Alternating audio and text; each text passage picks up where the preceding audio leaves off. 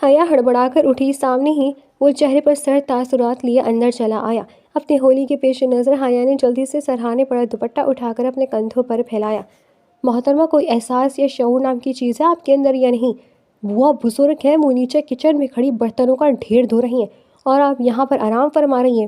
معلوم ہے نا کہ وہ جوڑوں کی مریض ہیں، زیادہ دیر کھڑے رہنا، چلنا پھرنا ان کے لیے صحیح نہیں، پھر کیوں آپ نے انہیں برتن دھونے پر لگا دیا؟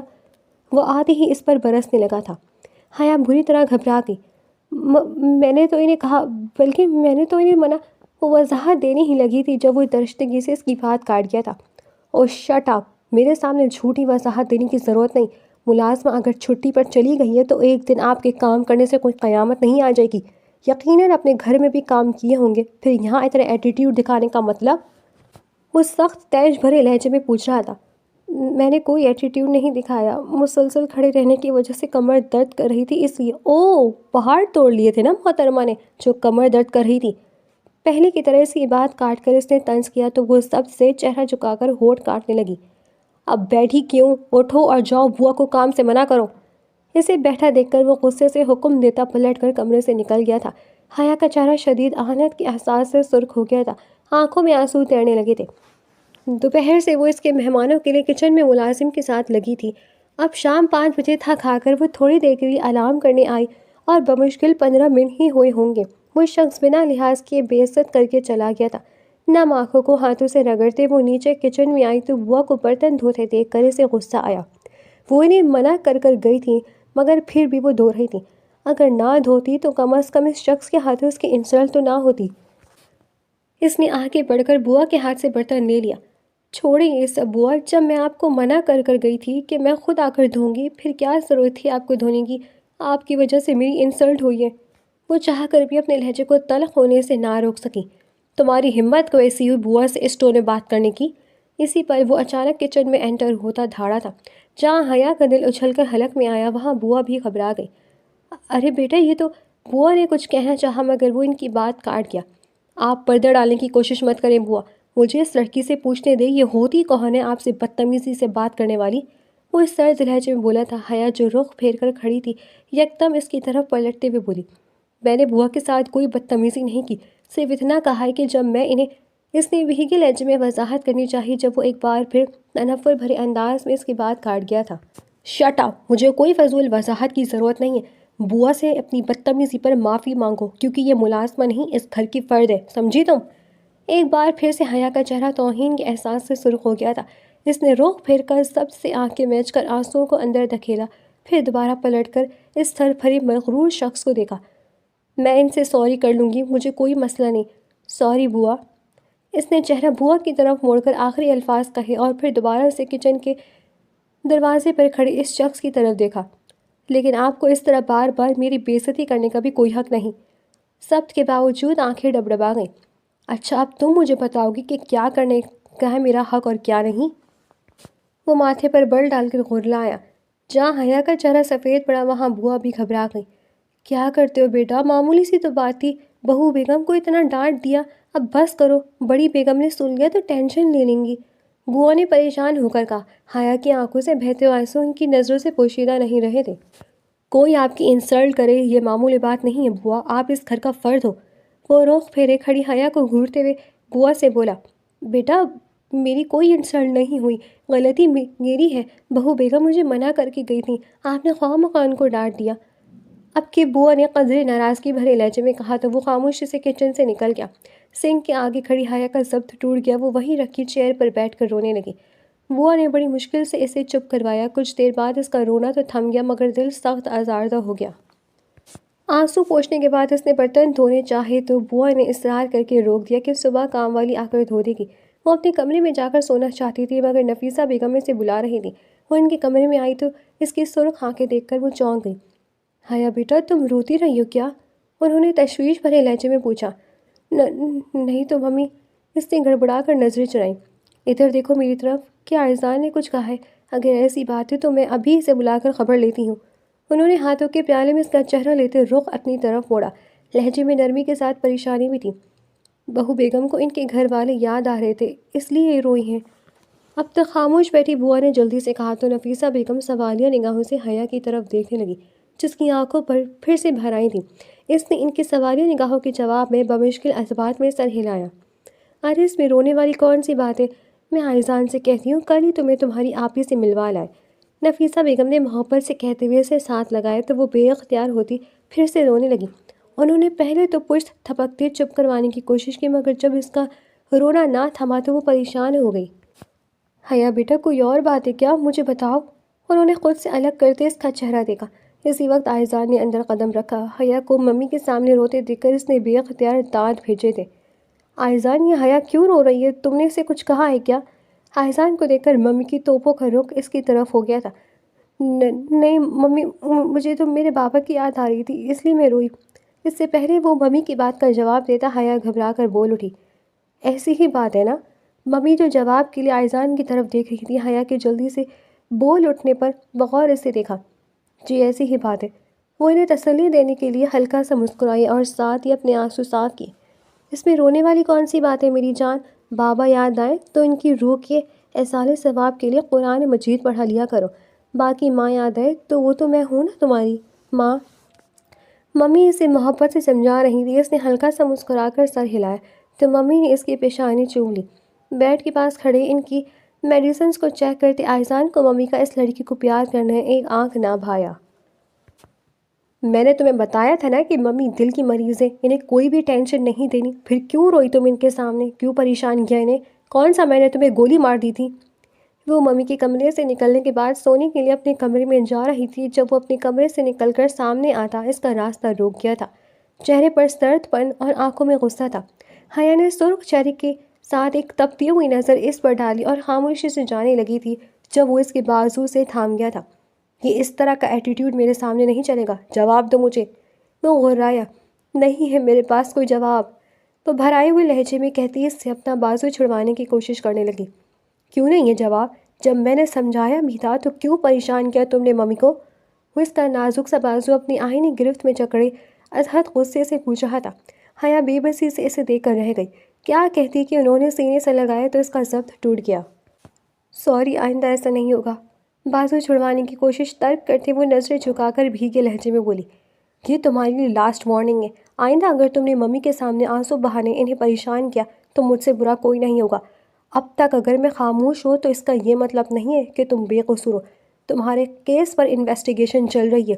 جس دن تمہارے کارناموں کا بھی ثبوت مل گیا وہ دن اس گھر میں اپنا آخری سمجھنا۔ تنفر بھرے لہجے میں کہتے انگلی اٹھا کر وارننگ دیتے وہ اس کا بازو اپنی چھوڑتے پلٹ کر اپنے کمرے میں چلا گیا۔ حیا ڈبڈبائی آنکھوں کے ساتھ اپنا بازو سہلاتے ہوئے کمرے میں آئی تو بیڈ پر بیٹھ کر رونے لگی۔ پھر ساری رات اس کی آنکھوں میں کٹ گئی تھی۔ نفیسہ بیگم نے اپنے بھائی بھاوج کے ساتھ اچانک عمرے کا پروگرام بنا لیا تھا۔ بوا بھی ان کے ساتھ جا رہی تھی۔ حیا بظاہر تو نارمل نظر آ رہی تھی مگر اندر سے یہ سوچ سوچ کر اس کا دل بیٹھا جاتا تھا کہ ان کے جانے کے بعد نہ جانے وہ شخص اس کے ساتھ کیسا سلوک کرے گا۔ پہلے تو ممی کی وجہ سے وہ خاموش رہتا تھا یا زیادہ کچھ نہیں کہہ پاتا تھا، مگر اب ان کی غیر موجودگی میں وہ تو جو چاہے گا اس کے ساتھ کرے گا۔ اس خیال اسے پریشان کیے جا رہا تھا۔ جس روز ممی اور بوا کو جانا تھا وہ بھی انہیں سی آف کرنے ایئرپورٹ گئی تھی، اگرچہ وہ تو اسے نہیں لے جانا چاہ رہا تھا مگر ممی کی وجہ سے خاموش ہو گیا تھا۔ واپسی پر وہ دونوں گاڑی میں اکیلے تھے۔ حیا اس سے چند انچ کے فاصلے پر فرنٹ سیٹ پر سمٹی ہوئی سی بیٹھی تھی۔ اس کے وجیح چہرے پر غمگین سنجیدگی چھائی ہوئی تھی۔ بے حد سرد تاثرات کے ساتھ وہ ڈرائیونگ کر رہا تھا مگر حیا کا دل پھر بھی اس خوف سے ہول رہا تھا کہ وہ کہیں کچھ کہہ نہ دے، مگر شکر تھا اس کی طرف سے خاموشی رہی۔ گھر پہنچنے کے بعد دونوں اپنے اپنے کمروں میں چلے گئے۔ چونکہ ابھی ممی اور بوا تو تھی نہیں لہٰذا وہ اوپر روم میں جانے کے بجائے ممی کے روم میں جا کر سو گئی۔ صبح جب آنکھ کھلی تو خاصا دن نکل آیا تھا۔ ملازمہ سے ناشتے کا کہہ کر وہ گارڈن میں چلی آئی جہاں مختلف قسم کے پھول اور پودے لگے ہوئے تھے۔ ناشتے کے بعد وہ بوریت دور کرنے کے لیے ٹی وی دیکھ رہی تھی جب ملازمہ فرحت پریشان چہرے کے ساتھ اس کے پاس آئی اور کہا کہ وہ اور اس کا شوہر خادم حسین گاؤں جا رہے ہیں کیونکہ گاؤں سے فون آیا کہ اس کی ماں کا انتقال ہو گیا ہے۔ آئزان سے اس کا شوہر خادم حسین فون پر چھٹی لے چکا تھا۔ حیا یہ سن کر پریشان ہو گئی کیونکہ کچھ عرصے پہلے جب وہ ساس کے فوت پر ہونے پر گاؤں گئی تھی تو تب بوا ہوتی تھی جن کی وجہ سے اسے ناشتے کھانے کے لیے براہ راست آئزان سے مخاطب نہیں ہونا پڑتا تھا، مگر اب تو بوا بھی نہیں تھی تو ایسے میں اس شخص سے اسے خود ہی مخاطب ہونا پڑے گا۔ یہ خیال اسے پریشان کر گیا تھا۔ پھر ملازمہ کے جانے کے بعد رات کا کھانا اسے خود بنانا پڑا تھا۔ آئزان حسبر جس رات کو بہت دیر سے آیا تھا وہ اس کے انتظار میں جاگتی رہی۔ وہ اپنے کمرے میں ہی تھا جب وہ جھجکتے ہوئے اس سے کھانے کا پوچھنے گئی، مگر اس نے نہ صرف بڑے روڈلی انداز میں منع کر دیا تھا بلکہ ساتھ ہی اسے یہ بھی کہا تھا صبح ڈرائیور اسے اس کی بہن کے گھر چھوڑ آئے گا، جب تک ممی نہیں آتی اس کے یہاں رہنے کی ضرورت نہیں۔ حیا کو سخت انسلٹ فیل ہوئی۔ ساری رات وہ سو نہ سکی۔ صبح ہوئی تو رات کی طرح اس کے لیے ناشتہ بھی بنایا، مگر پوچھنے پر رات کی طرح ہی وہ بے مروتی سے انکار کرتے چلا گیا۔ حیا دل محسوس کر رہ گئی تھی۔ ابھی دن بھی پوری طرح نہیں نکلا تھا جب ڈرائیور نے آ کر کہا، بیگم صاحبہ تیار ہو جائیں، آئزان صاحب نے کہا ہے کہ آپ کو آپ کی بہن کے گھر چھوڑاؤں۔ سرخ چہرے اور آنکھوں سے بہتے آنسو کے ساتھ اس نے پیکنگ کی تھی۔ گاڑی میں بیٹھنے کے بعد اس نے ڈرائیور کو سمرا کے گھر کا ایڈریس بتا کر وہاں ڈراپ کرنے کو کہا۔ شہروز جیسے گھٹیا شخص کی موجودگی میں وہ سائمہ آپی کے پاس ہرگز نہیں رہ سکتی تھی، اسی لیے اس نے سمرا کے گھر جانے کا فیصلہ کیا تھا۔ ڈرائیور اسے ڈراپ کر کے چلا گیا تھا۔ سمرا نے اسے کھلے دل سے ویلکم کہا تھا۔ گھر میں صرف وہ اور اس کی ماں ہوتی تھی۔ اس کے فادر ملک سے باہر رہتے تھے۔ سمرا تو اس کی سچویشن سے واقف تھی، البتہ اس کی مدر سے اس نے صرف اتنا کہا کہ وہ سائمہ آپی کے ساس اور شوہر کے برے رویے کی وجہ سے اس کے ہاں رہنے نہیں جا سکتی، اس لیے یہاں آئی ہے، اور اپنا بھرم رکھنے کے لیے اس نے سسرال میں بھی یہ بات نہیں بتائی۔ تو سمرا کی مدر نے خوش دلی سے کہا وہ جب تک چاہے یہاں رہے۔ اس سے گئے ہوئے ایک ہفتہ ہو گیا تھا۔ ملازمہ بھی واپس آ چکی تھی۔ اس روز چھٹی تھی۔ آئزان گھر پر تھا اور اسٹڈی روم میں کچھ فائلز دیکھ رہا تھا جب ملازمہ کارڈلیس لیے ہوئے آئی تھی۔ صاحب، حیا بی بی کی بہن کا فون ہے، وہ ان کا پوچھ رہی ہیں۔ کیا؟ آئزان تو حیران رہ گیا۔ اس نے ملازمہ کے ہاتھ سے کارڈلیس لے کر بند کر دیا اور پریشانی کو مسلتے ہوئے ڈرائیور کو مخاطب طلب کر دیا۔ تم نے حیا بی بی کو ان کی بہن کے گھر ڈراپ کیا تھا؟ اس کے سوال پر ڈرائیور نے نفی میں سر ہلاتے ہوئے کہا، نہیں صاحب، بی بی جی نے مجھے کسی اور گھر کا ایڈریس دیا تھا، میں نے ان کو وہاں اتارا تھا۔ ڈرائیور کی بات سن کر اس کا دماغ بھگ سے اڑا تھا۔ یہ بات تم نے مجھے پہلے کیوں نہیں بتائی؟ وہ غصے سے بولا۔ صاحب، پہلے آپ نے پوچھا جو نہیں، ڈرائیور نے سادگی سے جواب دیا تھا۔ آئزان نے دانت بھینچ کر اسے گھورا۔ پھر کچھ دیر بعد وہ ڈرائیور کے ساتھ گاڑی میں بیٹھا اس جگہ پر جا رہا تھا جہاں ڈرائیور نے حیا کو ڈراپ کیا تھا۔ سارے راستے یہ سوچ کر اس کے دماغ کھولتا رہا کہ وہ لڑکی اتنے دنوں سے اپنی بہن کے گھر کے بجائے کسی اور جگہ کیسے رہ رہی تھی، وہ بھی اسے بتائے بغیر۔ دوسری طرف حیا سمرا کے ساتھ صحن میں تخت پر بیٹھی کہہ رہی تھی، یار بہت دن ہو گئے ہیں، میں آپ ہی کو کال نہیں کر سکی، کہیں وہ میرا پوچھنے کے لیے ادھر میرے سسرال نہ فون کر دیں۔ حیا کے لہجے میں تشویش تھی۔ تو تم فون کر لو، سمرا نے مشورہ دیا۔ یہاں کیا پر کروں، آپ ہی کو ان کا شوہر فون رکھنے نہیں دیتا، میں ان کے پڑوس والی سملا آنٹی کے نمبر پر کرتی ہوں، وہیں کسی طرح بہانہ کر کے چپکے سے آپ ہی کو بلا لیتی ہوں، مگر جب میں نے پچھلی بار فون کیا تھا تو سلمیٰ آنٹی 1 مہینے کے لیے اپنی بہن کے گھر دوسرے شہر گئی ہوئی تھیں۔ اس نے سمرا کو تفصیل بتائی۔ ابھی وہ یہ باتیں کر ہی رہی تھی جب دروازے پر زوردار دستک ہوئی۔ سمرا نے آگے بڑھ کر دروازہ کھولا تو نیوی بلو شرٹ، سیاہ جینس میں ملبوس، اپنے دراز قد، خوبصورت ہیئر سٹائل، دلکش نقوش والے چہرے اور شاندار پرسنالٹی سمیت سامنے کھڑے آئزان حسن کو دیکھ کر جہاں وہ مرعوب ہوئی، وہاں تخت پر بیٹھی حیا بھی اسے دیکھ کر ششدر رہ گئی۔ آئزان بھی اسے ہی دیکھ رہا تھا، آنکھوں میں ایسا سرد پن تھا کہ وہ اندر سے کپکپا اٹھی۔ آپ یہاں؟ ممی کے آنے میں تو ابھی ٹائم ہے۔ وہ اٹھ کر دروازے پر آئی اور اس کے چہرے کے سرد تاثرات بھاپ کر اندر سے کانپ اٹھنے کے باوجود لہجے کو نارمل رکھتے ہوئے پوچھا، اپنا سامان لے آؤ، میں ویٹ کر رہا ہوں۔ سرد لہجے میں کہتے وہ پلٹ کر گاڑی میں جا بیٹھا تھا۔ حیا گہری سانس لے کر اپنے دھڑ دھڑ کرتے دل کو سنبھالنے کی کوشش کرنے لگی۔ کچھ دیر بعد وہ بیگ لیے سمرا اور اس کی مدر کو خدا حافظ کہتی گاڑی میں آ بیٹھی تھی۔ اس کے بیٹھتے ہی آئزان حسن نے ایک جھٹکے سے گاڑی آگے بڑھائی تھی۔ راستے میں تو اس نے کچھ نہ کہا۔ حیا بھی خاموشی سے کھڑکی سے باہر دیکھتی رہی، مگر جو نہیں گھر آیا اور گاڑی سے اترنے کے بعد وہ اپنے کمرے میں آئی۔ ابھی بیگ کے نیچے رکھ کر سیدھی ہوئی ہی تھی جب وہ تن فن کرتا اندر داخل ہوا۔ کس کی اجازت سے تم 1 ہفتہ انجان لوگوں کے پاس رہی ہو؟ وہ اس کے قریب آ کر خونخوار لہجے میں دھاڑا تھا۔ حیا بری طرح گھبرا گئی۔ بولو، جواب دو، میں نے تمہیں تمہاری بہن کے گھر رہنے کے لیے بھیجا تھا، یہ 1 ہفتہ تم نے کس کے پاس گزارا ہے؟ کیا کرتی رہی ہو تم؟ وہ جس انداز، جس لب و لہجے میں جو مطلب نکالی سے جواب طلب کر رہا تھا وہ سمجھتے حیا دنگ رہ گئی تھی۔ آپ یہ کیا کہہ رہے ہیں؟ میں تو اپنی دوست کے پاس۔ گلے میں آنسوؤں کی نمی گھلی جانے سے وہ اپنی بات مکمل نہ کر سکی۔ مجھ سے اجازت لی تھی تم نے اپنی دوست کے پاس رہنے کی؟ وہ اس کے سفید پڑتے چہرے کو سنگین نظروں سے دیکھتے ہوئے بھڑکا۔ حیا نے کوئی جواب نہ دیا۔ اس کی جھکی نگاہیں اس کے بلیک چمچم کرتے شوز پر تھی، کیونکہ اس کے شعلے برساتی نگاہوں میں دیکھنے کی ہمت جو نہیں تھی۔ دکھ اور خوف سے اس کی خوبصورت گرین آنکھوں سے موتیوں کی طرح آنسو گرنے لگے تھے۔ وہ کچھ لمحے اس کے جواب کا انتظار کرتا رہا۔ جب وہ کچھ نہ بولی تو اس کا غصہ اور بڑھا۔ کیا پوچھ رہا ہوں میں تم سے؟ سچ سچ بتاؤ، کہاں رہی ہو تم اور کیا کرتی رہی ہو؟ وہ اس کا بازو دبوچ کر سرد پھتریلے لہجے میں غرایا۔ آنکھوں میں شک کی پرچھائیاں تھیں۔ وہ پھٹی پھٹی نگاہوں سے اسے دیکھتی سسک اٹھی تھی۔ میں نے منع کیا تھا نا میرے سامنے آنسو مت بہانا۔ نفرت ہے مجھے ان آنسو سے جو تم جیسے کردار کی لڑکیاں بہاتی ہیں۔ اس کے ذہن کے پردے پر ثنا بھابھی کی آنسو بہاتی شبیہ لہرائی تھی۔ میں نے کچھ بھی غلط نہیں کیا۔ بڑی دقت سے وہ صرف یہی کہہ پائی تھی۔ آنسو سے تر معصومیت بھرا چہرہ چیخ چیخ کر کہہ رہا تھا کہ وہ بے قصور ہے، مگر آئزان حسن جس فیلڈ سے تعلق رکھتا تھا وہاں بیگانگی کے لیے چہرے کی معصومیت نہیں بلکہ ثبوت چاہیے ہوتے تھے۔ وہ کچھ اسے سرد نگاہوں سے گھورتا رہا۔ ٹھیک ہے، جتنا چھپا سکتی ہو چھپاؤ، میں انویسٹیگیشن کروا رہا ہوں۔ اگر تمہاری وہ دوست کسی غلط کام میں ملوث نکلی تو وہ جیل جائے گی، تمہاری بھی خیر نہیں ہوگی۔ سنگین لہجے میں دھمکی دیتے وہ پلٹ کر کمرے سے نکل گیا۔ پیچھے وہ بیڈ پر گرتی پھوٹ پھوٹ کر رونے لگی تھی۔ ممی اور بوا کی واپسی 15ویں دن ہو گئی تھی۔ گھر میں مبارکباد دینے والوں کا تانتا بن گیا تھا۔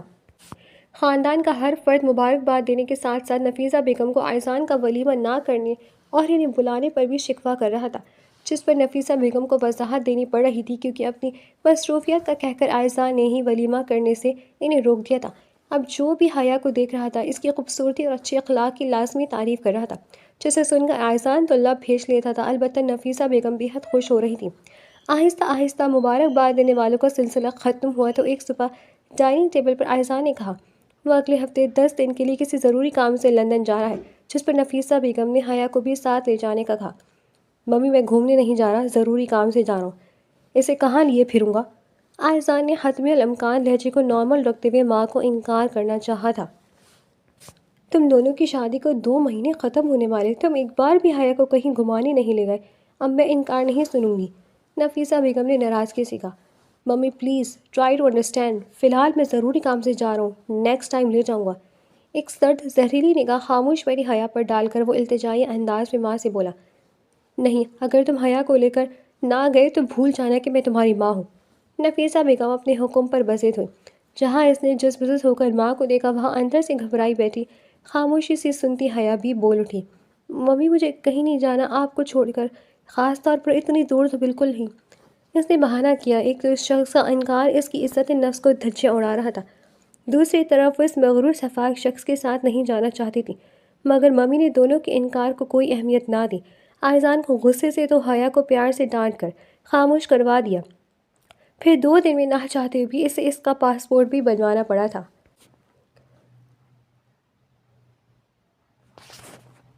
لندن میں خزاں کا موسم چھایا ہوا تھا، بالکل اس کے دلی احساسات کی طرح رنجیدہ اور ملول۔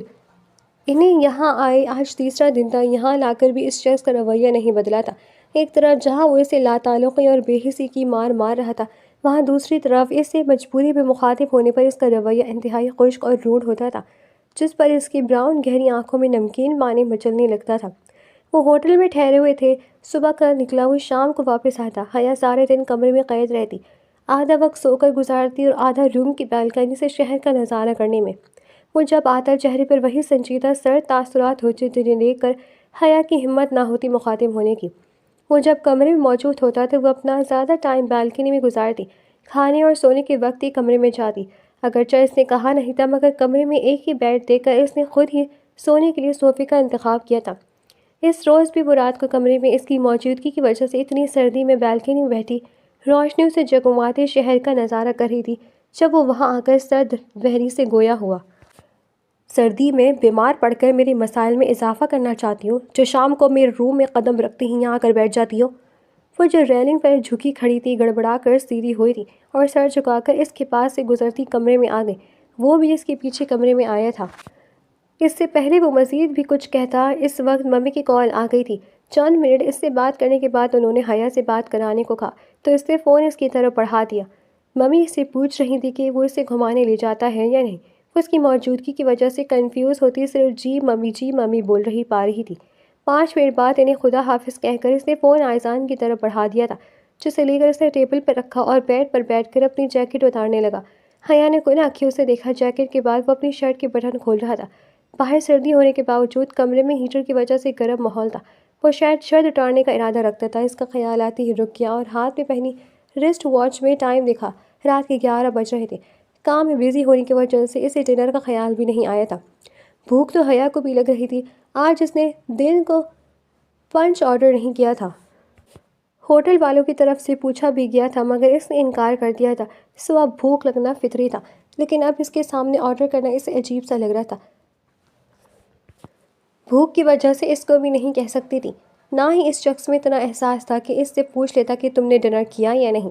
اس کا دل بھر آیا۔ خود پر دوپٹہ پھیلا کر وہ خاموشی سے لیٹ گئی اور نام آنکھیں موند لی۔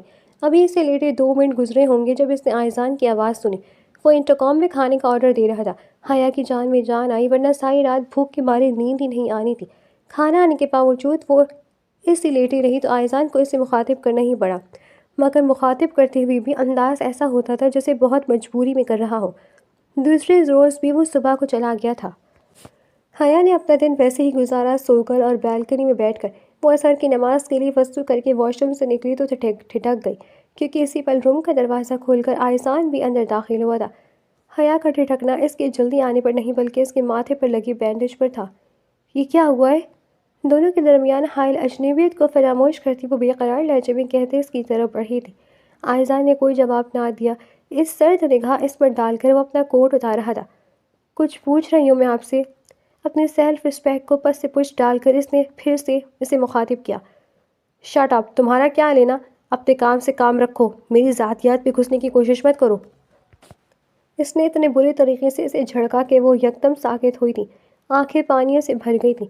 جتنی سخت انسلٹ اسے اس وقت فیل ہوئی تھی اس سے پہلے اتنی نہیں ہوئی تھی شاید۔ وہ بنا سوچے سمجھے یکدم پلٹی اور غم و غصے سے سنسناتے دماغ کے ساتھ کمرے کا دروازہ کھول کر باہر نکل آئی۔ لفٹ روم میں داخل ہو کر اس نے بٹن دبایا اور پھر چند سیکنڈز کے اندر وہ ہوٹل کے نچلے فلور پر تھی۔ لمبے لمبے ڈگ بھرتی وہ ہوٹل سے باہر آ گئی اور چند قدم چلنے کے بعد روڈ کنارے رکھے بینچ پر بیٹھ گئی۔ آنسو قطار در قطار اس کی آنکھوں سے گر رہے تھے، جنہیں وہ بے دردی سے رگڑ کر صاف کر رہی تھی۔ دوپٹہ جو باہر نکلتے ہوئے اس کے سر پر ہوتا تھا اس وقت ایک خانے پر ٹکا ہوا تھا۔ اونچی پونی مقیر سیاہ ریشمی بالوں کی آدھی لٹیں پونی سے باہر ٹھنڈی ہوا سے ادھر ادھر اڑ رہی تھیں۔ اتنی سرد ہوا میں بھی وہ بنا کسی کوٹ سویٹر کے بلیک کلر کی لیدر کی شرٹ ٹراؤزر پہنے سردی سے بے نیاز بیٹھی تھی۔ اسی وقت وہاں سے گزرتے 2 انڈین لڑکے سے دیکھ کر رک گئے اور اس پر بےہودہ فکریں کسنے لگی۔ کوئی اور وقت ہوتا تو وہ فوراً وہاں سے نکل لیتی، مگر اس وقت وہ بالکل احساس سے عاری وجود و دماغ کے ساتھ بیٹھی تھی۔ جس کے ارد گرد کیا ہو رہا تھا اسے کوئی فرق نہیں پڑ رہا تھا۔ ذہن میں صرف آئزان حسن کی بری طرح جھڑکنے والا سین ریوائنڈ ہو رہا تھا۔ نہ جانے کتنا وقت گزرا تب وہ ہوش میں تب آئی جب وہ دونوں بڑے بے تکلفی سے اس کے دائیں بائیں بیٹھ گئے تھے۔ وہ بری طرح بدک کر اٹھنے ہی لگی تھی جب دونوں نے اس کے بازو سے تھام کر روکا تھا۔ وہ چیخ پڑی تھی۔ اسی پر آئزان نے وہاں قدم رکھا تھا۔ اسے چیختا دیکھ کر وہ ایک ہی جسد میں وہاں پہنچا تھا، ان لڑکوں پر پل پڑا تھا۔ اگر ہوٹل کی انتظامیہ بیچ میں نہ آتی وہ یقیناً ان کی ہڈیاں توڑ کر دم لیتا۔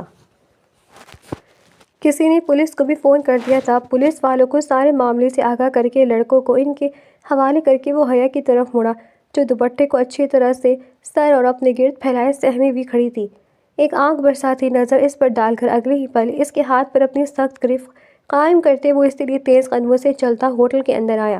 حیا کا دل خوف سے لرز رہا تھا۔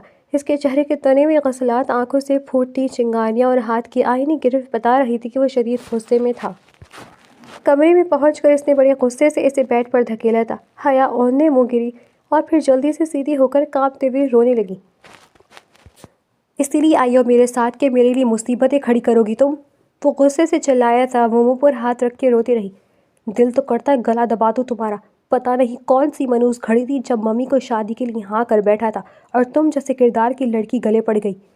وہ زہریلے لہجے میں بول رہا تھا۔ تو چھوڑ دے مجھے جب اتنا ہی مشکوک کردار ہے میرا، وہ روتے ہوئے کہہ گئی۔ ضرور چھوڑ دیتا، شادی کی رات ہی چھوڑ دیتا اگر ممی والی مجبوری نہ ہوتی تو۔ صرف انہی کی وجہ سے ہی تو دل پر پتھر رکھ کر تم جیسی لڑکی کو جھیل رہا ہوں، وہ تل ملا کر بولا۔ حیا نے اپنی گالوں سے بہتے آنسو کو بے دردی سے رگڑا۔ آپ کو ممی کی وجہ سے مجھ جیسی مشکوک کردار کی لڑکی کو جھیلنے کی کوئی ضرورت نہیں۔ آپ مجھے چھوڑ دیں، ممی سے میں خود بات کر لوں گی، اس نے بے تاثر لہجے میں کہا۔ اپنے مشورے اپنے پاس رکھو، خبردار جو ممی سے کچھ کہا تو۔ وہ مزید بھڑکا تھا۔ حیا خاموش ہو گئی۔ وہ کچھ دیر کمرے میں ٹہل کر اپنا غصہ کنٹرول کرنے کی کوشش کرتا رہا، پھر پلٹ کر کمرے سے باہر نکل گیا تھا۔ اس کے جانے کے بعد وہ ایک بار پھر سے رونے لگی تھی۔ پھر نہ جانے وہ کب واپس آیا تھا۔ حیا روتے روتے بیڈ پر ہی سو گئی تھی۔ صبح جب اس کی آنکھ کھلی تو وہ صوفے پر بے خبر سو رہا تھا۔ وہ جلدی سے اٹھ بیٹھی اور خود کو کوسنے لگی کہ اس کے بیڈ پر کیوں سو گئی تھی بھلا۔ اگلے سارے دن دونوں کے درمیان خاموشی سے گزرے گئے تھے۔ جس دن واپسی کی فلائٹ تھی وہ اس کے ساتھ اسی دن ہی ہوٹل سے نکلی تھی۔ یوں جتنا لندن اس نے دیکھا تھا وہ ایئرپورٹ سے ہوٹل اور ہوٹل سے ایئرپورٹ تک ہی دیکھا۔ واپسی پر ممی کے پوچھنے پر اس نے جھوٹ بول کر انہیں مطمئن کر دیا کہ وہ اپنے کام میں ٹائم نکال کر اسے گھماتا رہا ہے۔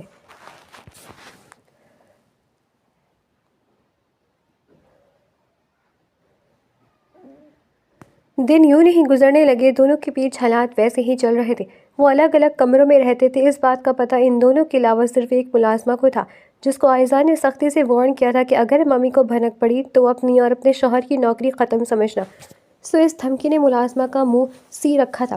ایک روز وہ شام کو سو کر اٹھی تو سر بھوجل اور طبیعت سست سی ہو رہی تھی۔ شاید ایسا بے وقت سونے کی وجہ سے تھا۔ وہ چائے کی طلب میں نیچے آئی تو ڈرائنگ روم سے باتوں کی آواز سن کر ادھر چلی آئی۔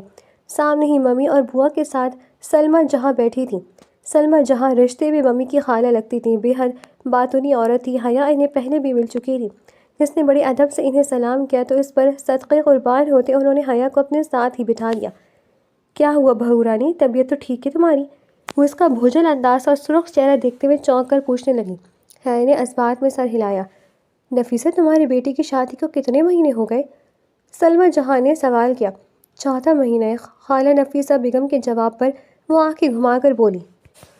مبارک ہو نفیسہ، تمہاری بہو کو دیکھ کر مجھے تو لگتا ہے تم دادی بننے والی ہو، انہوں نے پر یقین انداز میں کہا تو جہاں نفیسہ بیگم کے چہرے پر چمک سی آئی وہاں حیا سٹ پٹا کر رہ گئی۔ اللہ آپ کی زبان مبارک کرے خالہ، میں تو اس خبر کے لیے ترس رہی ہوں۔ ممی نے ایک نظر حیا پر ڈال کر حسرت بھری لہجے میں کہا۔ میری مانو تو اسے کسی لیڈی ڈاکٹر کے پاس لے جاؤ۔ سلمیٰ جہاں کے مشورے پر حیا پہلے سے بھی زیادہ سٹ پٹا سی گئی اور نفیسہ بیگم کی کچھ بہنے سے پہلے بول اٹھی۔ نہیں خالہ، ایسی کوئی بات نہیں ہے، مجھے بس ہلکا سا سر درد ہے، بس اور کچھ نہیں۔ وہ وضاحت دینے لگی تھی جب سلمیٰ جہاں نے اس کی بات کاٹ دی۔ ارے رہنے دو بی بی، عمر ہو گئی، میری 5 بہویں ہیں، میری تجربہ ہے، بال ایسے دھوپ میں سفید نہیں کیے، تمہارے چہرے کا رنگ ہی بتا رہا ہے کہ ماں بننے والی ہو۔ بوا کے آخری الفاظ پر وہ شرمندگی سے زمین میں گڑ گئی تھی، کیونکہ اسی وقت عائزان حسن نے ڈرائنگ روم میں قدم رکھا تھا اور بوا کی آواز اتنی کلیئر اور اونچی تھی کہ وہ یقیناً سن چکا تھا۔ وہ سرخ چہرے کے ساتھ سر جھکا گئی تھی۔ ارے آؤ آؤ میاں، اتنی بھی کیا مصروفیات کہ اپنی بیوی کے لیے تھوڑا سا وقت نہ نکال سکو؟ اس کے سلام کے جواب میں سلمیٰ جہاں نے حسب عادت لتاڑا۔ کیا مطلب خالہ جان، میں سمجھا نہیں۔ وہ ان کے سامنے والے صوفے پر بیٹھ کر سوالیہ انداز میں پوچھ رہا تھا۔ حیا کا شدت سے دل چاہا کہ وہ خالہ کے منہ پر ہاتھ رکھ دے، کیونکہ وہ جو کہنے والی تھی وہ اسے پھر سے شرمندگی سے دو چار کرنے والا تھا۔ ارے بیوی کی حالت دیکھو کیا ہو رہی ہے، کسی لیڈی ڈاکٹر کے پاس لے جاؤ، خوشخبری ہے، تمہاری ماں ترس رہی ہے پوتے پوتی کو کھلانے کی، اور تمہیں پرواہ بھی نہیں۔ خالہ کے الفاظ ایک بار پھر سے اسے پاتال میں دھکیل گئے تھے۔ اس کی نظر گود میں رکھے اپنے ہاتھوں پر جم گئی۔ عائزان حسن کو تو جیسے سانپ سونگھ گیا تھا۔ خالہ میں نے آپ سے کہا ہے نا، صرف ہلکا سا سر درد ہے، ابھی چائے پیوں گی تو ٹھیک ہو جائے گا۔ ہمت کر کے وہ شرمندہ سے لہجے میں بولی تو سلمیٰ خالہ نے اس کی بات کو ذرا بھی اہمیت نہ دی۔ ارے بیٹا، تم تو بچی ہو، تمہیں کیا پتہ کہ حمل کی کیا علامت ہوتی ہیں، وہ ہمیں سمجھ آ گئی ہے، تم بس بچہ سنبھالنے کی تیاری کرو۔ سلمیٰ خالہ نے ہنس کر کہا تو ممی اور بوا دونوں مسکرانے لگی۔ عائزان حسن تو سنجیدہ تاثرات کے ساتھ بیٹھا بظاہر اپنے موبائل کی طرف متوجہ تھا، جبکہ وہ سخت آکورڈ محسوس کر رہی تھی۔ وہ سب اب اسی موضوع پر بات کر رہی تھی۔ وہ بری طرح شرمندہ ہوتی کسی کی طرف دیکھے بغیر ڈرائنگ روم سے باہر نکل آئی تھی۔ باہر آ کر چند لمحے دیوار سے ٹیک لگا کر گہری سانس لیا اور پھر کچن میں آئی۔ ملازمہ چائے بنا رہی تھی، اسے دیکھ کر چائے کا پوچھنے لگی تو اثبات میں سر ہلاتے اپنے کمرے میں چلی آئی۔ تھوڑی دیر بعد ملازمہ چائے دے گئی، جسے پینے کے بعد اس نے خود کو کچھ فریش فیل کیا۔ پھر کچھ دیر وہ ایک ناول پڑھنے کی کوشش کرتی رہی، مگر ذہن سلمیٰ خالہ کی باتوں میں اٹکا ہوا تھا، جن کی وجہ سے وہ ابھی بھی خود کو شرمندہ محسوس کر رہی تھی۔ اسی وقت مغرب کی نماز کا بھی ٹائم ہو گیا تھا۔ نماز پڑھ کر وہ نیچے آئی تو ڈرائنگ روم خالی تھا۔ اس نے ممی کے کمرے کا جھانکا تو وہاں ان کے ساتھ سلمیٰ خالہ بھی نماز پڑھتی نظر آئیں۔ یقیناً ان کا آج یہیں رہنے کا ارادہ تھا۔ کچن میں آئی تو ملازمہ کے ساتھ بوا رات کے کھانے کی تیاری میں لگی ہوئی تھی۔ وہ بھی ان کا ہاتھ بٹانے لگی۔ ڈائننگ ٹیبل پر ایک بار پھر سلمیٰ خالہ نے وہی ذکر چھیڑا تھا۔ میاں میری بات کو سیریس لینا، کل دفتر سے کچھ دیر کے لیے چھٹی لے کر بیوی کو کسی اچھی لیڈی ڈاکٹر کے پاس لے جاؤ، دیکھنا اللہ کرم کرے گا۔ آمین بوا، اللہ آپ کی زبان مبارک کرے، ممی اور بوا دونوں نے بلند آواز میں کہا۔ حیا کا منہ کی طرف چمچ لے جاتا ہاتھ رک گیا تھا۔ اس نے بری طرح خجل ہو کر بالکل غیر ارادی طور پر عائزان خانزادہ کی طرف دیکھا۔ اسی پر اس کی بھی نگاہ اٹھی تھی۔ حیا نے تیزی سے نگاہ زاویہ بدل لی اور اپنی جگہ چور سی بنی بیٹھی رہی۔ سلمیٰ خالہ اس موضوع سے پیچھے نہیں ہٹ رہی تھی تو مجبوراً عائزان کو کہنا پڑا، ٹھیک ہے خالہ، لے جاؤں گا۔ تو تب وہ ذرا مطمئن ہوئی۔ حیا کے گلے سے اب کھانا اترنا بھی مشکل ہو رہا تھا۔ بڑی مشکل سے اس نے اپنی پلیٹ میں رکھا کھانا ختم کیا اور کھانا کا بہانہ کر کے کچن میں چلی گئی تھی۔ رات کو اپنے کمرے کی طرف آتے اس کے قدم من بھر کے ہو رہے تھے۔